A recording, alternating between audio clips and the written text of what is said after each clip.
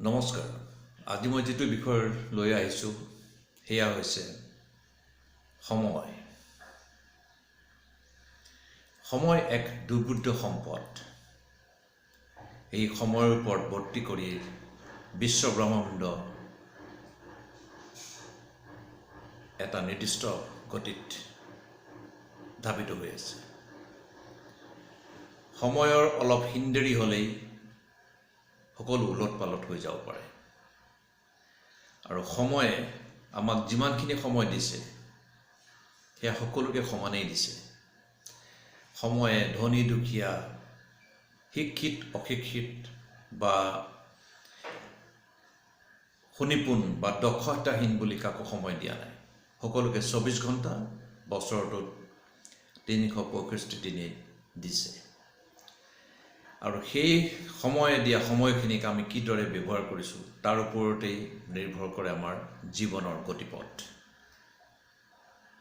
আমি উন্নতিৰ জখলাৰে আগুৱাই যামনে অধুন্নতিৰ পথেদি আগুৱাই যাম? সময়ত যদি মৰা নাযায় জীৱনত উন্নতি সম্ভৱ নহয়। সেইকাৰণে এতিয়া সময় নষ্ট কৰিবলৈ খুব সহজ। এইটো কওঁ, এই অদৃশ্য সম্পদ নষ্ট কৰিবলৈ খুব সহজ, কিন্তু তাক শুধৰণি কৰিবলৈ টান। মজিয়াখন লেতেৰা হ'লে দেখা যায়, চাফা কৰিব পাৰি, কিন্তু সময়ক দেখা নাযায়। সময় অদৃশ্য। দ্বিতীয় কথা,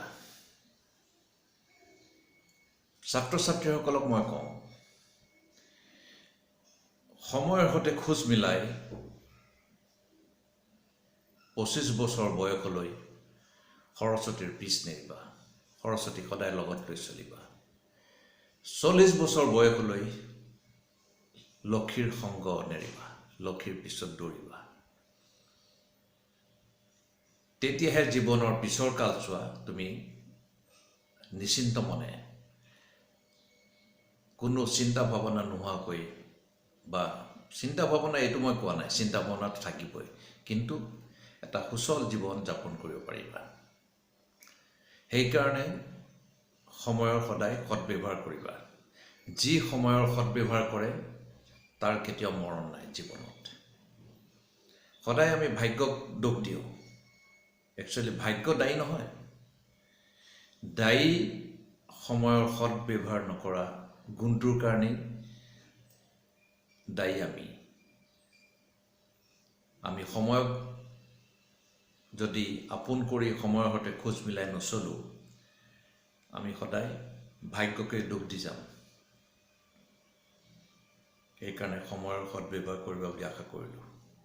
ছাত্ৰ ছাত্ৰীসকল, এই কথাখিনি তোমালোকে যিসকলে সংগীত শিক্ষা লাভ কৰি আছা বা কৰিম বুলি ভাবিছা, এটা কথা জানিবা, কিন্তু